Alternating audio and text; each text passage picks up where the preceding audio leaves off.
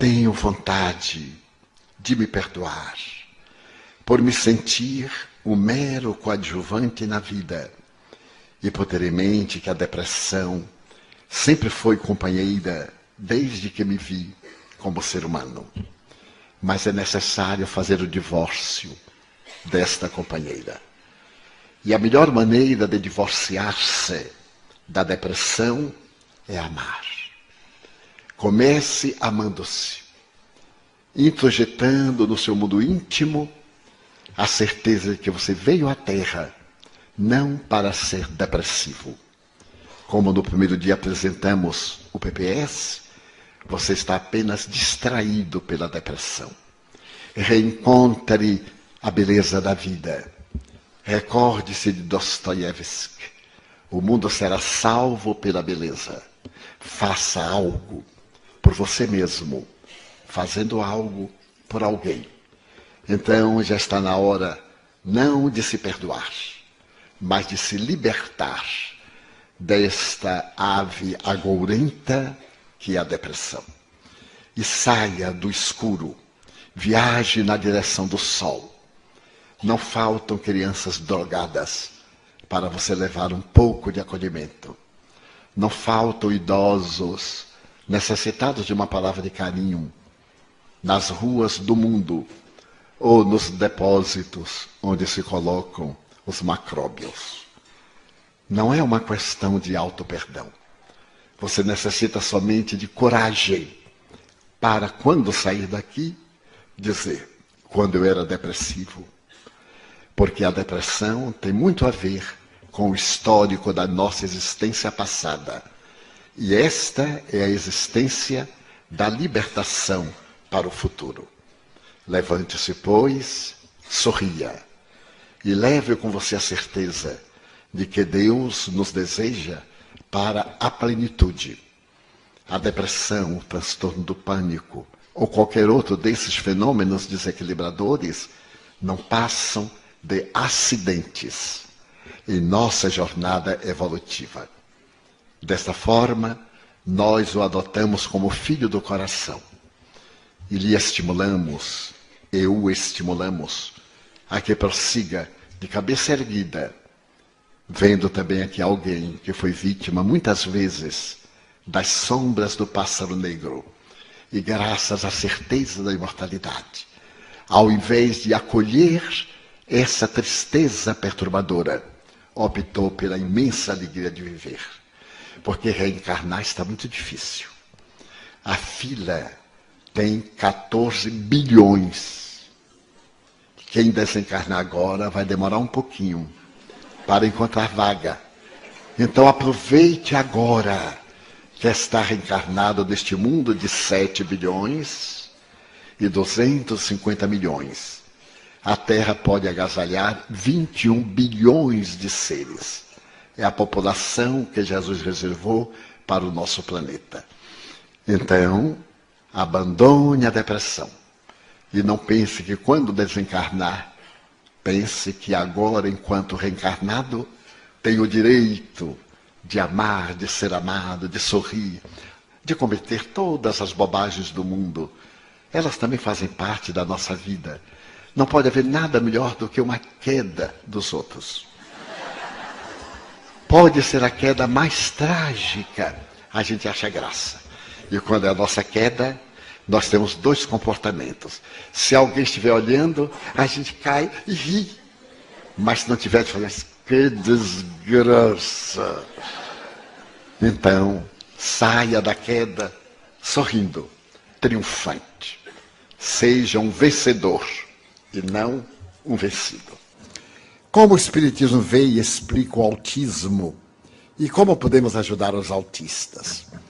O Espiritismo elucida que o autismo, genericamente, como os transtornos esquizofrênicos, as degenerescências nervosas, as anomalias fisiológicas, a anencefalia, a ausência de cérebro, a hidropsia, e outros tantos processos dessa natureza são frutos da reencarnação. Em alguns desses casos, a pessoa vem com as marcas do suicídio que praticou na existência passada. Imaginemos que eu aplico um tiro na minha cabeça. Eu destruo o corpo e perturbo o perispírito, o corpo astral. Quando eu me vou reencarnar, esse perispírito, esse modelo organizador biológico, vai plasmar um cérebro deficiente. Se eu dou um tiro no coração, eu me reencarno com uma problemática cardiológica. Se eu aspiro um tóxico, eu então reencarno com um problema digestivo ou pulmonar. De acordo com o tipo do meu suicídio, eu gero uma problemática muito grave. E os pais foram pessoas indiretamente envolvidas naquele drama. Imaginemos, eu sou uma pessoa de pele branca e quero casar-me com alguém de pele negra, marrom ou amarela. E os pais impedem, como era comum no passado. Não tendo resistências morais, eu opto pelo suicídio. A decisão é minha, mas os fatores que contribuíram foram dos meus pais. Eu reencarno na mesma família para juntos resgatarmos, eles a intolerância e eu a imprevidência. No caso do autismo, falando em tese, normalmente o autista de hoje é um suicida de ontem. Ele reencarna com limitações. Que fazer? Amar. Porque ele tem limite, mas ele tem um cérebro perfeito e tem um tipo de raciocínio lógico. A cinematografia internacional tem apresentado películas de grandes autistas que são verdadeiros gênios. E os americanos têm narrado vidas de pessoas absolutamente destituídas de parte do cérebro e que são grandes gênios. Eles até denominam como gênios deformados. Então, aqueles que convivem com autistas, tratá-los naturalmente, com muito carinho. Se eles estiverem na fase agressiva, porque às vezes é um autista agressivo, é necessário a medicação para acalmar o sistema nervoso. Mas se não for um tipo agressivo, for um tipo introspectivo, trabalhar para que ele saia daquele mutismo, daquele silêncio. E isso nós conseguimos com resultados expressivos. Como podemos ajudar aqueles que desencarnaram por opção própria e não se querem, não se dão conta do que aconteceu com eles? São suicidas. Poderemos ajudá-los orando por eles. Porque o suicídio é um dos crimes mais cruéis que nós cometemos. Primeiro, é um ato covarde. Depois, é um ato de ingratidão. A pessoa tem um namorado, uma namorada que larga e se mata. E aqueles que o amam? Então a pessoa é sumamente egoísta. Porque com seu ato vai ferir os que ficaram. É um ato de terrível rebeldia e de ingratidão. Então, se eu tenho uma decepção, eu tenho que lutar para vencer a decepção. E não destruir o corpo, porque a decepção continua. E eu vou magoar todos aqueles que me amam, que confiam em mim. Então, o suicida sofre muito. Primeiro, despertam, não morreram, não se viram livres do problema. E adicionam a forma como se suicidaram aos dramas morais que carregavam. Vamos supor que eu me atire sobre as rodas de um trem. Há o esmagamento, a morte física.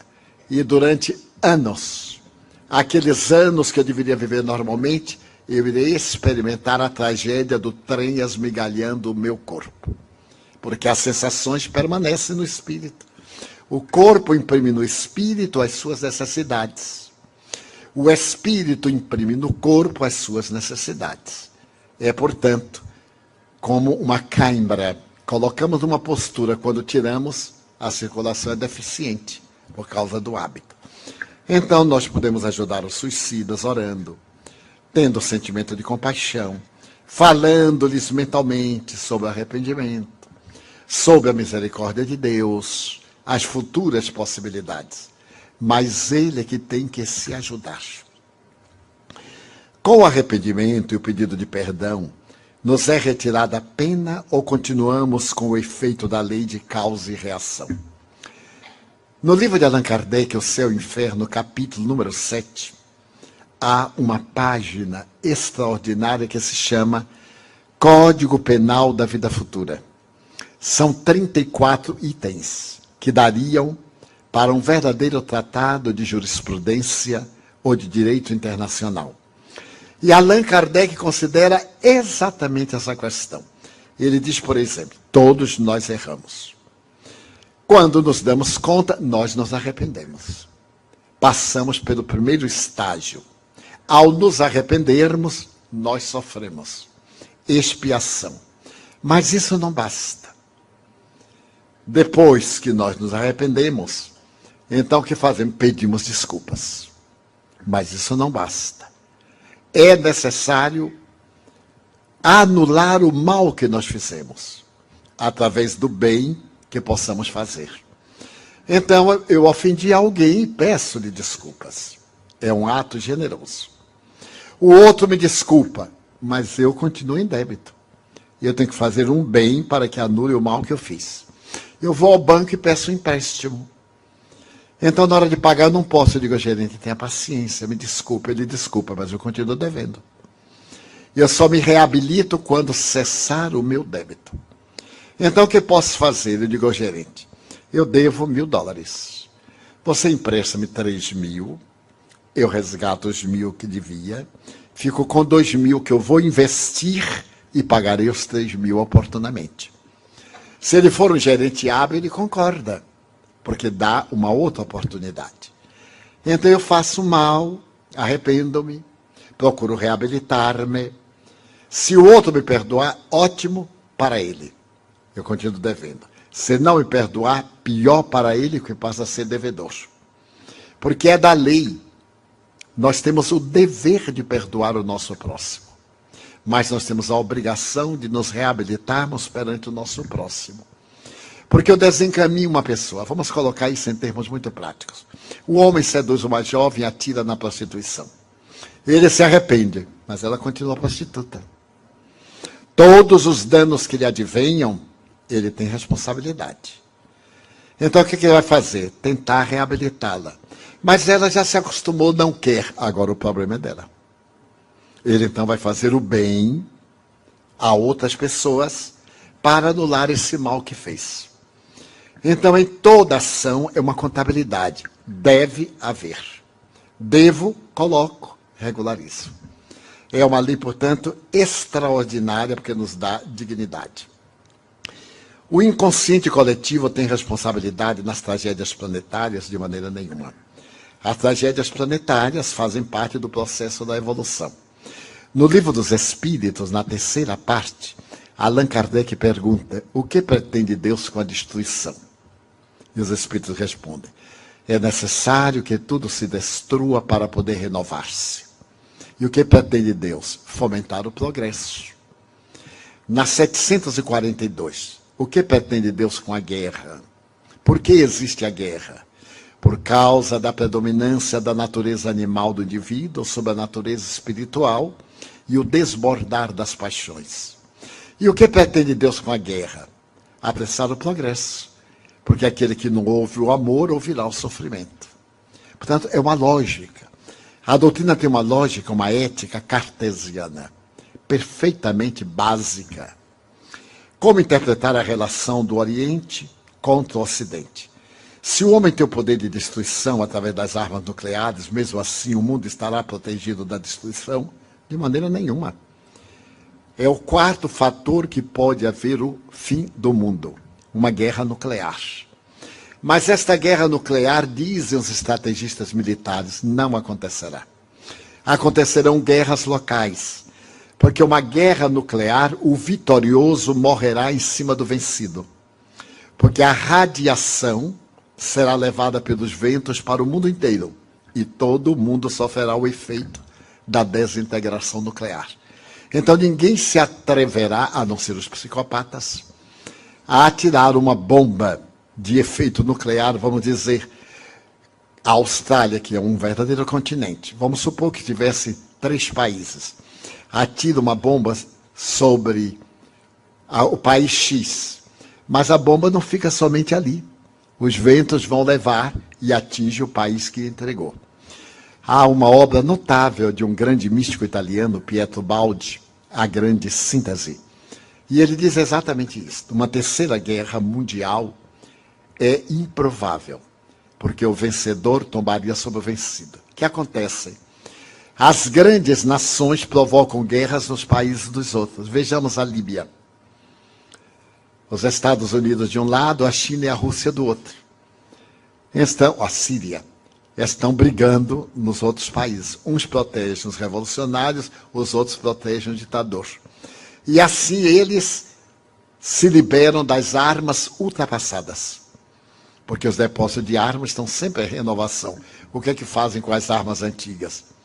Vão para a Colômbia, vão para os países da África, nesse comércio nefando das grandes nações, protetoras da paz e fomentadoras da guerra.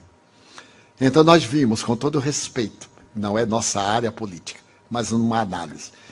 Nós vimos os Estados Unidos querer implantar a democracia no Oriente. É um sonho. Uma cultura de 5.000 anos, como era a antiga Pérsia, hoje o Irã. Uma cultura como a do Iraque, 5.000 anos. A antiga Babilônia, a antiga Síria. Não pode ter liberdade democrática por causa das ditaduras multimilenares. E depois, vocês estão obrigados a ser, a partir de agora, democrata. Mas se a democracia é a liberdade de escolha, como é que eu posso obrigar a pessoa a ser livre? Em verdade, não era nada disso. Não havia armas nucleares de extinção coletiva, como ficou provado. Era interesse do petróleo. As guerras, como agora no Afeganistão e etc., com todo o respeito, são de interesses econômicos. O que é que prevê a cultura moderna? É que no ano 2025 é provável que haja uma grande guerra. Não por causa do petróleo, por causa de água potável. A dessalinização ainda não é suficiente para transformar a água do mar em água potável. Dubai, Abu Dhabi e outros já conseguem um pouco, mas não é suficiente. Então é necessário que nós economizemos água. Estamos sendo advertidos pelo ecossistema porque 3/4 partes do mundo são aquosas, mas não água potável. No nordeste do Brasil tem o maior lençol de águas do mundo, salobra. Portanto, é mesmo que não ter. Dessa forma, a relação do Oriente com o Ocidente vem desde a Idade Média. A grande responsabilidade é das cruzadas, o ódio ainda é das cruzadas.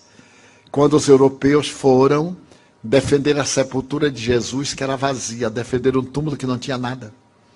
Será que eles foram defender o túmulo contra Saladino e outros? Ou foram furtar os tesouros orientais?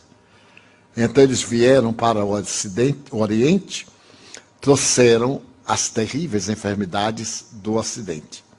E levaram a sífilis, a gripe, a tuberculose, que não eram doenças do Ocidente. O tracoma, que é uma doença típica do deserto, nós pegamos durante as cruzadas. O próprio Francisco de Assis, quando ele veio, ele pegou o tracoma, graças à ardência do sol no Egito. Segundo estatística, por ano, 2 milhões de pessoas dessas áreas contraem o tracoma. É uma doença que cega. A cura é remota.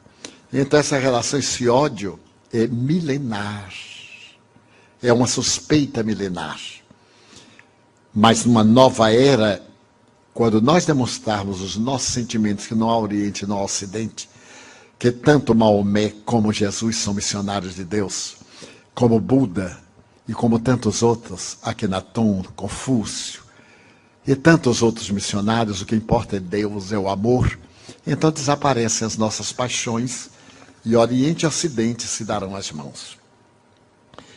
Evoluímos das duas dimensões da vida. Necessariamente temos que saldar os débitos terrenos enquanto encarnados. Também encarnados podemos saldá-los no plano espiritual? Não. Nosso resgate é na Terra.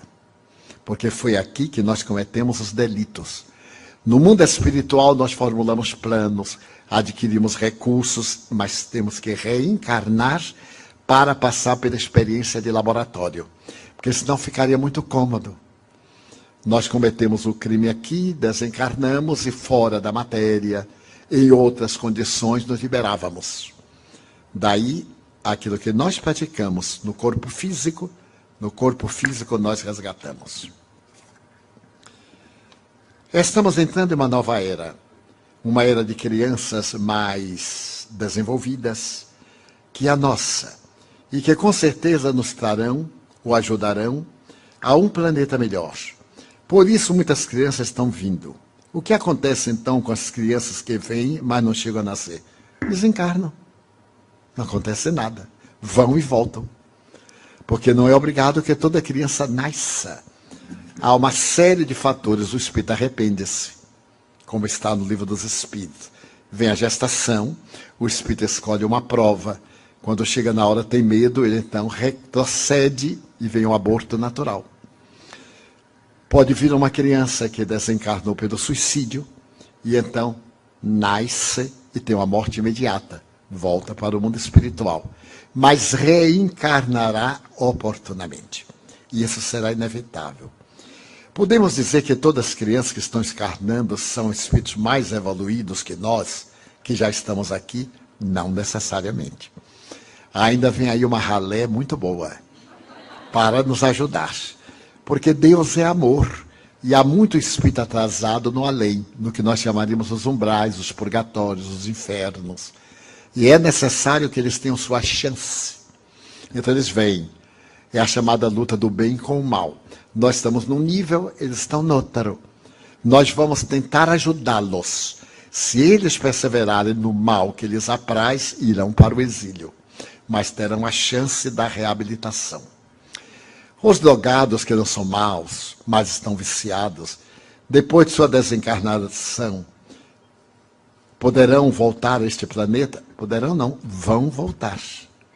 Porque eles são viciados, porque optaram por isso, são responsáveis. Se eu opto pelo tabaco, pela droga ilícita, pelo sexo desvairado, a opção é minha. Eu fico viciado depois que comecei. Eu não nasço viciado. Então eu tive a opção de ser ou não ser. E ainda tenho a opção de mudar. É só querer.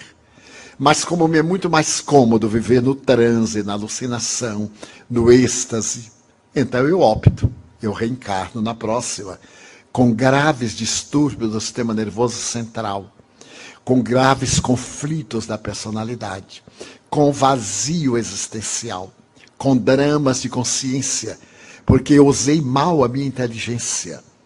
A inteligência é para usar para o bem, não para o prazer exclusivamente. Porque o prazer é sensorial. O bem é emocional. Então eu ouço uma boa música, eu me deleito. Mas eu quero ter o prazer do orgasmo. Eu tenho que ter a coabitação. Posso e devo ter. Mas a forma que eu usar a outra pessoa, eu gero karma. Se eu uso a pessoa com meu egoísmo e abandono, o que lhe acontecer a partir de agora, eu sou o responsável. Não é apenas usar e dar uma de que não tem nenhuma responsabilidade. Nós somos responsáveis pelos atos, dos efeitos que produzem. Então, antes de agir, pensar, para evitar comprometimentos. Hoje recebi um e-mail bem interessante, cuja mensagem diz: dos pensamentos surgem as palavras, das palavras a ação, da ação o hábito, do hábito o caráter, do caráter o destino. O que viria após o destino, ou como isso poderia ser explicado? Muito fácil. Ninguém age sem pensar.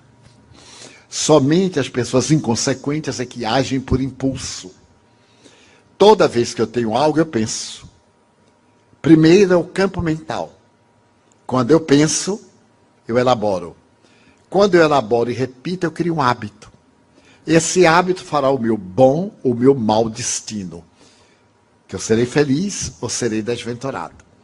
Vamos dizer que eu tenho o hábito de palavras chulas, palavras vulgares.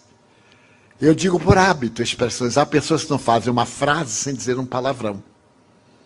Por quê? Viciado, mal educado. E há outras que fazem imensos discursos e não dizem uma palavra vulgar, o hábito. Então nós temos bons e maus hábitos. Quem não tem bons, tem maus hábitos. A isso chamamos educação. Criar hábitos saudáveis. Então é uma pessoa educada. Quem tem hábitos doentios é uma pessoa deseducada. Então qual é o destino? Se a pessoa é educada, é uma pessoa pacífica, harmônica. Se não é, uma pessoa desequilibrada. O que é que vem depois? O sofrimento. Então é necessário que nós geremos atos defluentes de palavras. Pense no bem e o bem acontecerá. Evite o pessimismo e não entrará em depressão. Ah, mas eu não consigo. Eu não quero. Toda vez que nós dizemos eu não consigo, estamos dizendo eu não quero. Porque sempre quando nós queremos, nós conseguimos. É uma questão de hábito. Como nós não podemos ficar sem pensar, toda vez que vier um pensamento ruim, substitua por um pensamento bom. Então estamos aqui. E eu digo assim, aquele cara está me olhando ali, ele está pensando mal de mim. Eu raciocino, mas por que ele está pensando mal de mim? Eu não estou pintado, eu não estou nu. Sou uma pessoa normal, não tenho 4 patas. Então não vejo por que isso. Não, ele está me olhando porque ele está tentando me reconhecer. Aí eu vou rir para ele. Aí eu olho. Acabou-se o problema. Então toda vez que vier um pensamento ruim, põe um pensamento bom. Os psicólogos dizem que durante o dia nós temos 95 mil pensamentos. Eu não sei como é que eles contaram. 95 mil. 90 mil repetitivos, depressivos, pensamentos viciosos, negativos. E isso nas pessoas normais. Nos anormais, 95 mil pessimistas. Temos aí uns 3 mil pensamentos mais ou menos. E alguns pensamentos bons. Vamos reverter a ordem.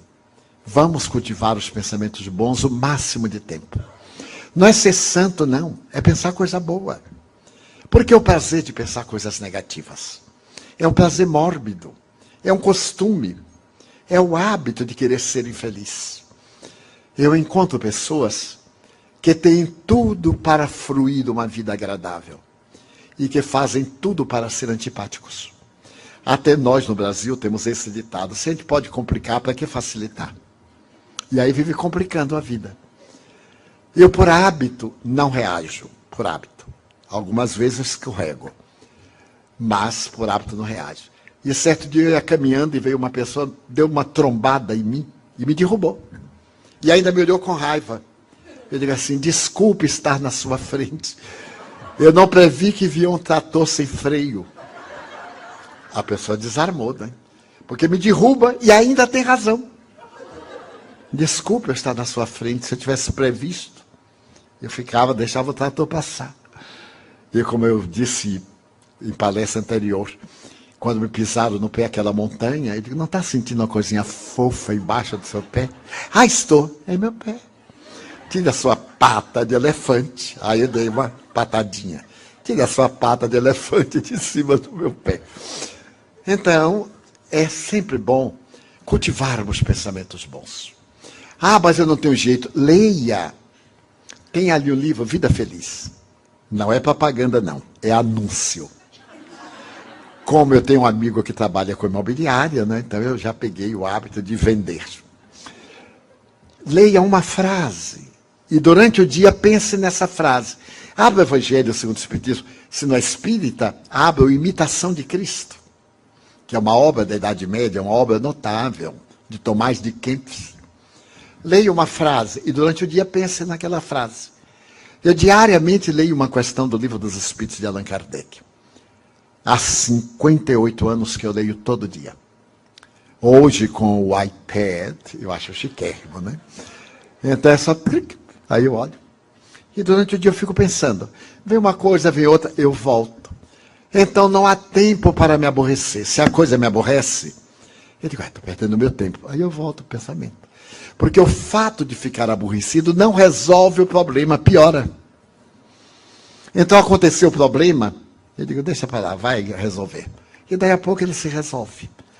Então é muito fácil encontrar a nossa plenitude. É somente buscar. É possível passar uma encarnação com obsessão sem saber e saber somente quando passamos para o outro lado? É sim. Há muito mais gente obsidiada do que pensa. Porque nós vivemos num mundo de vibrações. Os semelhantes se atraem, os contrários se afastam. É uma lei da física. Todo semelhante se atrai. Vivemos em sintonia. Se eu tenho uma vida depravada, eu vivo cercado de espíritos vulgares, então eu sou um obsidiado. Se eu tenho uma vida saudável, eu sou inspirado por espíritos bons, então eu sou um inspirado. Estamos sempre assessorados pelos espíritos. Mas não é tese do espiritismo, não. É o apóstolo Paulo que diz: há uma nuvem de testemunhas. Essa nuvem é de desencarnados. Muitas vezes a pessoa é vítima de temperamento hostil, temperamento rebelde, reações contínuas, ressentimentos, ciúmes desordenados, paixões, e são influenciadas por espíritos maus que se comprazem na prática do mal. O que fazer? Ore mais. Medite um pouco. O dia tem 24 horas. 10 minutos para você, o você interno, 10 minutos. Ah, eu não tenho tempo durante o banho. Já que está ali tomando banho mesmo, fico pensando na coisa boa. Durante a hora que faz a barba, ou que cultiva a barba, que penteia o cabelo, ou que não penteia o cabelo. Sissi, a imperatriz da Áustria, que é tão bela, demorava 3 horas sendo penteada. As amas penteavam-na para botar joias 3 horas. E ela era uma jovem tão inteligente, era a imperatriz da Áustria, aproveitava essas 3 horas do penteado para aprender francês. Então a mestra de francês ficava dialogando com ela, enquanto as amas penteavam-na. Então ela fazia 2 coisas de uma mesma forma. Nós poderemos ganhar o tempo. Enquanto fazemos a barba, pensamos numa coisa boa. Planejamos o nosso dia. Enquanto penteamos, imaginou o tempo que a mulher perde ou ganha despenteando o cabelo. Eu tenho um caso muito interessante. Aconteceu em Hollywood. A moça ia ter um casamento e deixou para pentear o cabelo no sábado pela manhã, porque o casamento era tarde. Mas no sábado pela manhã, todas as mulheres vão ao salão, porque sábado à tarde tem que estar bonita para de noite, para domingo e etc. E então ela vai a um salão, não encontra vaga, vai a outro, não encontra vaga, e chegou em casa descabelada. O marido disse: nossa, ficou bonita, quem foi que penteou? Então imagine quantas horas nós gastamos, às vezes, sem pensar em nada. O que é que está pensando? Nada. Pense numa coisa boa, preencha a hora. Quais os pontos fundamentais para enfrentar melhor nossa solidão neste plano? A melhor técnica é ajudar o outro. Se você é solitário, torne-se solidário. Quem é solidário não vive solitário. Se eu estou na solidão, eu vou visitar um asilo de velhos. E aí vou ouvir o velho contar pela 1000ª vez aquela mesma coisa. Porque quem não morrer vai ficar velho. Esta é a vingança dos velhos. Quando alguém diz assim: puxa, o senhor viveu muito. Então eles dão um riso e dizem: pois é, eu já cheguei até aqui, você eu não sei se chega. Olha a vingança. Então, a família jogou lá para se ver livre. Ninguém faz ideia de quanto é bom visitar um idoso. Ele contar as mesmas coisas, queixar do filho. E a gente diz assim: mas é verdade. Não discuta porque perde. É verdade. Ele se renova.